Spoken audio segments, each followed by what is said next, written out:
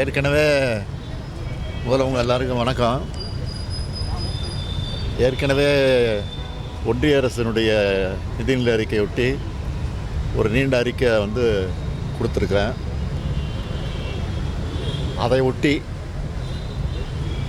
ஒரு ஒரு முக்கிய முடிவு ஒன்று எடுத்திருக்கேன். நான் அதுக்காக தான் இன்றைக்கி உங்களை பார்க்க வந்திருக்கிறேன். இன்றைய நிதியமைச்சர் நிர்மலா சீதாராமன் அவர்கள் இன்றைக்கு தாக்கல் செஞ்சிருக்கக்கூடிய நிதிநிலை அறிக்கை மிகப்பெரிய ஏமாற்றத்தை அளிச்சிருக்கு. 3வது முறையும் வாக்களித்த மக்களுக்கு இந்த பாஜக கூட்டணி அரசு எந்த நன்மையும் செய்ய தயாராக இல்லை என்பதை இந்த நிதிநிலை அறிக்கை தெளிவாக காட்டுது. நிதிநிலை அறிக்கையில் தமிழ்நாட்டுக்குன்னு என்னென்ன திட்டங்கள் அறிவிக்கணும்னு 2 நாளைக்கு முன்னாடி நான் ட்விட்டரில் வெளியிட்டிருந்தேன். அதை நீங்கள் பார்த்துருப்பீங்க, நீங்களும் வெளியிட்டிருக்கீங்க. பல கோரிக்கைகளை அதில் எடுத்து வச்சேன். இந்த நிதிநிலை அறிக்கையில் அதெல்லாம் இடம்பெறணும், எதிர்பார்க்கணும் அப்படின்னு சொல்லி. 3 ஆண்டுகளாக விடுவிக்கப்படாமல் இருக்கக்கூடிய சென்னை மெட்ரோ ரயில் திட்டத்துக்கான நிதியை விடுவிக்கணும். கோவை மற்றும் மதுரை மெட்ரோ ரயில் திட்டங்களுக்கான ஒப்புதலை விரைந்து வழங்கணும். தமிழ்நாட்டில் ஏற்கனவே அறிவிச்சிருக்கக்கூடிய ரயில்வே திட்டங்களை விரைந்து செயல்படுத்த நிதி ஒதுக்கீடு செய்யணும். தாம்பரம் செங்கல்பட்டு இடையே மேம்பால விரைவு சாலை திட்டத்துக்கான ஒப்புதலை வழங்கணும். இப்படின்னு சில கோரிக்கைகளை நான் எடுத்து வச்சுருந்தேன். ஆனால் எதையுமே நிதியமைச்சர் நிர்மலா சீதாராமன் இந்த பட்ஜெட்டில் அறிவிக்கலை, ஒன்றிய பட்ஜெட்டில் அறிவிக்கலை. மைனாரிட்டி பாஜகவை மெஜாரிட்டி பாஜக ஆக்கின ஒரு சில மாநில கட்சிகளை திருப்திப்படுத்துகிற வகையில் ஒரு சில மாநிலங்களுக்கு மட்டும் சில திட்டங்களை அறிவிச்சிருக்கிறாங்களே தவிர அதையும் நிறைவேற்றுவாங்களாங்கிறது சந்தேகம்தான் என்னை பொறுத்த வரைக்கும்.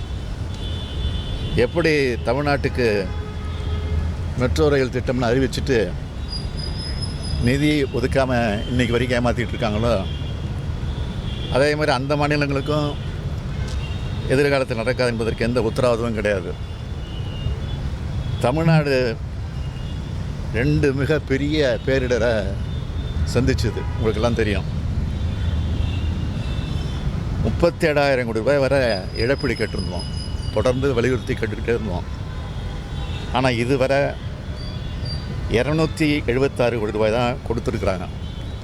அது சட்டப்படி வர வேண்டிய தொகை. அது இதில் என்ன வேடிக்கைன்னா, 2 மூத்த ஒன்றிய அமைச்சர்கள், பாதுகாப்புத்துறை அமைச்சர், நிதியமைச்சர் 2 பேர் நேரடியாக பார்த்துட்டு வர போனாங்க. இதுதான் தமிழ்நாட்டு மக்களை பாஜக மதிக்குதா அப்படிங்கிறது தான் என்னுடைய கேள்வி. தமிழ்நாட்டுக்கான எந்த சிறப்பு திட்டமும் இந்த நிதிநிலை அறிக்கையில் இல்லை. நம்மளோட கோரிக்கைகள் எதுவுமே இதில் நிறைவேற்றப்படலை. புதிய ரயில்வே திட்டங்களும் அறிவிக்கப்படலை. ஒன்றிய பாஜக ஆட்சியை தாங்கி பிடிக்கிற மாநிலங்களை தவிர மற்ற எல்லா மாநிலங்களையும் நிதியமைச்சர் மறந்துட்டார். தமிழ்நாடு என்ற சொல்ல நிதிநிலை அறிக்கையில் இல்லை. பட்ஜெட்டில் இல்லைன்னு சொல்கிறத விட ஒன்றிய பாஜக ஆட்சியாளரோட சிந்தனை அலையும் செயல் அலையும் தமிழ்நாடு இல்லை. பாரபட்சமும் ஏமாற்றம் தான் இந்த அறிக்கையில் இருக்குது. ஒரு நாட்டோட நிதிநிலை அறிக்கை என்பது அந்த நாட்டில் இருக்கக்கூடிய எல்லா மாநிலங்களையும் உள்ளடக்கினதாக இருக்கணும். அந்த வகையில் இந்த நிதி ஒதுக்கீட்டில் நீதி இல்லை, அநீதி தான் அதிகமாக இருக்குது. அரசியல் தேர்தல் காலத்தில் பார்த்துக்கலாம். இப்போ எல்லாரும் இணைஞ்சு நாட்டுக்காக பணியாற்றணும் அப்படின்னு பிரதமர் நேற்று தான் சொல்லியிருக்காரு. எல்லா பத்திரிகையிலையும் வந்திருக்கு.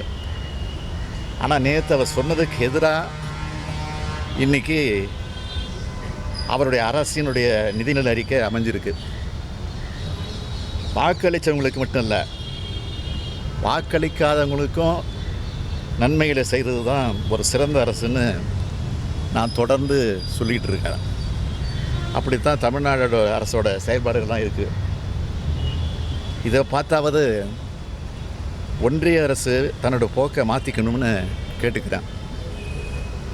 வருகிற 27ஆம் தேதி பிரதமருடைய தலைமையில் நிதி ஆயோக் கூட்டம் நடக்கிறதா அறிவிக்கப்பட்டிருக்கு. அதில் நானும் பங்கேற்க திட்டமிட்டிருந்தேன், அதுக்காக தயாராகிட்டு இருந்தேன்.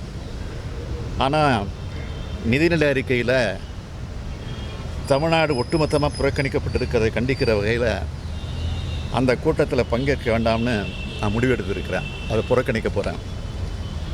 எப்படி தமிழ்நாட்டை புறக்கணிக்கிற ஒன்றிய அரசோட கூட்டத்தை ஒட்டுமொத்தமாக புறக்கணிக்கிறது தான் சரியானது அது அப்படின்னு நான் நினைக்கிறேன்.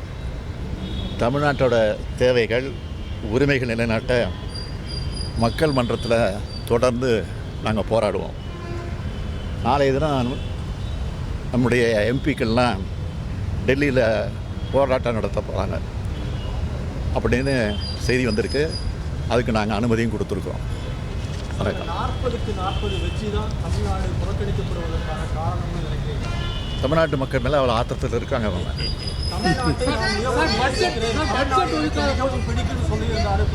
தமிழ்நாடு மட்டும் சொன்னார், திருக்குறளும் பிடிக்கும்னு சொன்னார். திருக்குறள் கூட ஒரு வார்த்தை கிடையாது, தமிழ்நாடுங்கிற ஒரு வார்த்தை கிடையாது பட்ஜெட்டில். பட்ஜெட் ஒதுக்காத போது தமிழ்நாடு அரசு எப்படி தான் கையாளும்? நிறைய திட்டங்கள் இருக்குது, மெட்ரோ உட்பட நிறைய திட்டங்கள் இருக்குது. இது வரைக்கும் எப்படி கையாண்டுட்டு இருக்கோம், அப்படி கையாளுவோம் நாங்கள். பத்திரப்பதிவுக்கான கட்டணங்களை குறைக்கிறது நிதியமைச்சர் பேசியிருக்காங்க. பத்திரப்பதிவு கட்டணங்களை மாநில அரசு நான் தான் ஒட்டுமொத்தமாக சொல்கிறேன்னே, தமிழ்நாட்டை சுத்தமாக புறக்கணிச்சிருக்கிறாங்க.